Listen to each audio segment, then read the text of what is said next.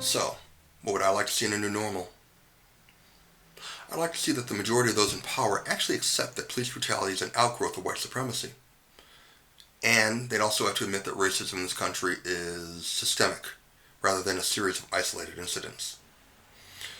It's built in the very governmental structures that make up this country. Yeah, people are scared to acknowledge that. And to be honest, I get it.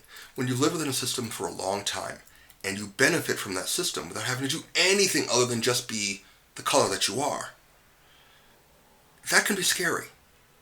You can be afraid to change that system. Admitting to white privilege doesn't mean that you're racist, though. It just means that of all the things that make your life harder, your race isn't one of them. The same can't be said for blacks in this country. When I was in third grade, that was the first time I was called a nigger. The message? I was different than normal people. Because I love to read and to write, I've been told countless times over my life that I'm more white than black. The message? Blacks aren't educated. I can walk into a Kmart, a toy store, JCPenney or Sears, and be followed by security guards. Guards, plural. The message? Black people are not to be trusted. My very first fight in high school came about because someone else called me a nigger. He lost the fight. The school refused to act, however, so I lost the overall war. Whenever I've called out a coworker for racist behavior, I haven't asked, "Are you sure you didn't misunderstand?" Or, "It was just a joke, you're way too sensitive." The message? My experiences, my feelings, don't matter. I worked for 18 years as a journalist in Buffalo, and spent most of those years trying to educate my newsroom managers about implicit bias, and how it was hurting our news coverage. They weren't interested, even when their biases blew up in their faces.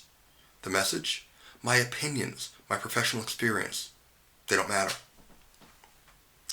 2 years ago, I was job hunting after being laid off. Very few companies responded to my applications at all, until I removed all evidence of my blackness from my resume. All of a sudden, I started getting interviews. The message? Blacks aren't valued. All those interactions, those so-called isolated incidents, they take a toll on a person. Depression, anxiety, stress, high blood pressure, an inferiority complex. The knowledge that as a race we have always been and currently are seen as less than everyone else. That we're not real Americans. That the only real Americans are white. And as far as they're concerned, everyone else is here to serve them.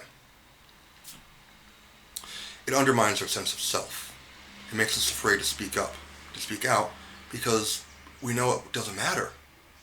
We're told it doesn't matter. We're shown it doesn't matter. It makes us doubt our worth. And it impacts every aspect of our lives. And yes, it makes us angry. And that anger just builds and grows until it can't be held in any longer. Race is a systemic problem, and the reason for that is that much of the nation's infrastructure was designed to keep white men dominant in deciding the future of the country.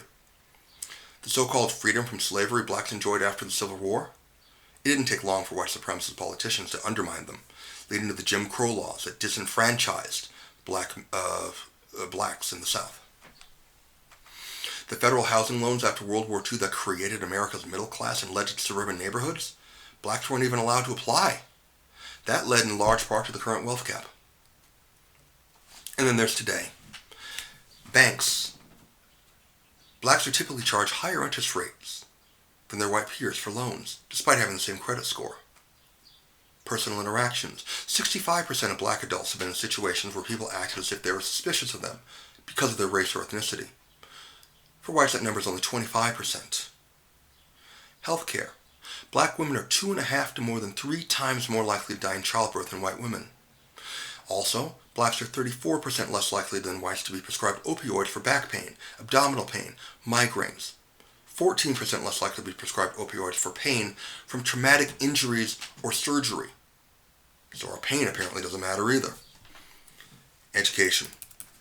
In public schools, black boys are 3 times more likely to be arrested than their white peers.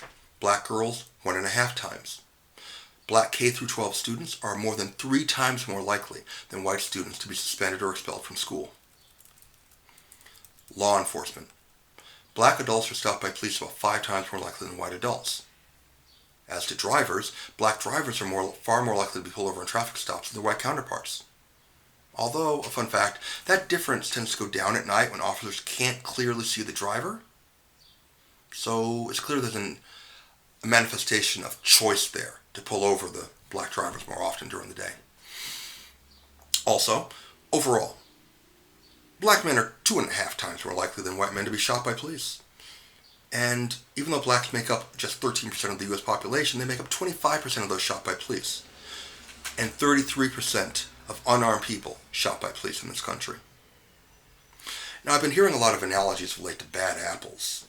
The meaning in this context is that all the details I just cited, and the countless ones that I didn't, they're simply bad apples that are separate from the overall system. It's not a sign of an overall problem, critics say. But those critics forget the original phrasing. Bad apples spoil the bunch. In other words, if you have one bad apple and you don't do something to take care of it immediately, the entire bunch is spoiled. Racism in this country is systemic, and it won't change until those in power accept, or are forced by their constituents to accept, recognize, and act upon that fact. So again, what would I like to see in a new normal?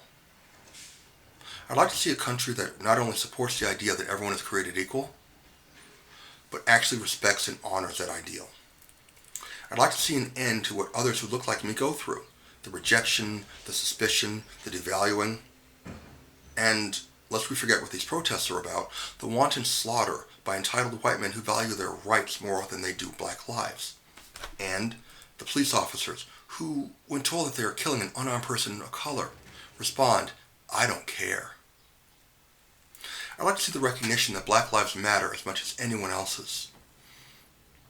I would like for people who look like me, for everyone different than that so-called norm of the heterosexual white male, to be treated like a human being. And that's not too much to ask of a nation that was built upon the bleeding bodies of my ancestors. Is it?